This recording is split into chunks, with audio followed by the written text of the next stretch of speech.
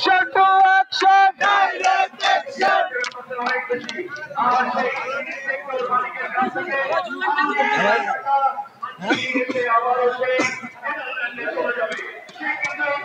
আমরা এই সরকারের কাছে আমাদের 6টি মন্ত্রণালয় থেকে সুনির্দিষ্ট আমাদের কাছে জবাব আসবে, কিন্তু আমরা পাইনি। এই জন্য আমাদের রাস্তায় নামতে হয়েছে। ব্যবসায়ীরা কখনো রাস্তায় নামতে চায় না। আমরা ব্যাট দিই, ট্যাক্স দিই। আমরা এই যে 57% ট্যাক্স, এটা একটা সহনশীল ট্যাক্স হতে পারে না। আমাদের মতো বাংলাদেশে 57% ট্যাক্স কোনো মতোই হইতে পারে না। অন্যান্য আমাদের পার্শ্ববর্তী যে রাষ্ট্রগুলো আছে তাদের কাছে 10 থেকে 15%, 20%, আর আমাদের 57%। এটা অনেক জুলুম। আমাদের কিছু 9টি কোম্পানি সিন্ডিকেটের কাছে আমরা বন্দী হয়ে আছি। এই সিন্ডিকেট ভাঙতে হবে। দেখেন, এই সিন্ডিকেটের কাছে প্রবাসী, সাধারণ জনগণ, ব্যবসায়ী সবাই জিম্মি। আজকে যে প্রোডাক্টটার দাম আছে 20,000 টাকা, এই প্রোডাক্টটা 16 তারিখের পরে আপনার যে 30,000 টাকা হবে না, এটার কেউ গ্যারান্টি দিতে পারেন না। সংগ্রামী ভাইয়েরা, এটা বলতে চাই যে আমাদের কিছু সংস্করণ আছে, এনআইআর সংশোধন করতে হবে, সহজীকরণ করতে হবে।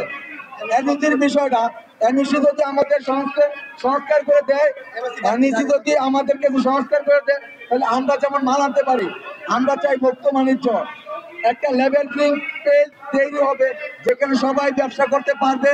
লোকটা তার কনজিউমার সঠিক ন্যায্য মূল্যে প্রোডাক্ট কিনতে পারবে, কারো কাছে জিম্মি থাকবে না। আমরা চাই একটা এনওসি সিস্টেম করতে, এমন একটা জিনিস যাতে আমার 200 পিস দরকার, আমার 100 পিস দরকার, আমি 16 বাজার থেকে কিনা বিক্রি করতে পারি। কিন্তু আমাকে এমন একটা বাধাকরণ করে দিয়েছে এনএসির মাধ্যমে। বিগত ফেসিস্টের আমলে কখনোই কোনো আইন ঠিক নাই, কেন এটা থাকবে 2010 সালে আওয়ামী লীগ সরকার ক্ষমতা হওয়ার পর থেকে? এটা মনে করেন যে ঠিক আছে, সকল আইন বাধ্য হইল, এই আইন বাধ্য হয় নাই। এই আইন আমরা কখনো সংস্কার ছাড়া মানি না, মানব না। আপনার কখনই চাইনা রাষ্ট্রতে নামি আমাদের মাননীয় উপদেষ্টা ফয়েজ আহমেদ তৈয়বকে বলবো, আমাদের ব্যবসায়ীকে মাঠে নামতে বাধ্য করেন না, আমাদের পেটে রাত্রি মারবেন না। এখানে প্রতিষ্ঠিত 30 লক্ষ লোকের কর্মসংস্থান, এই কর্মসংস্থান আপনি নষ্ট করবেন না।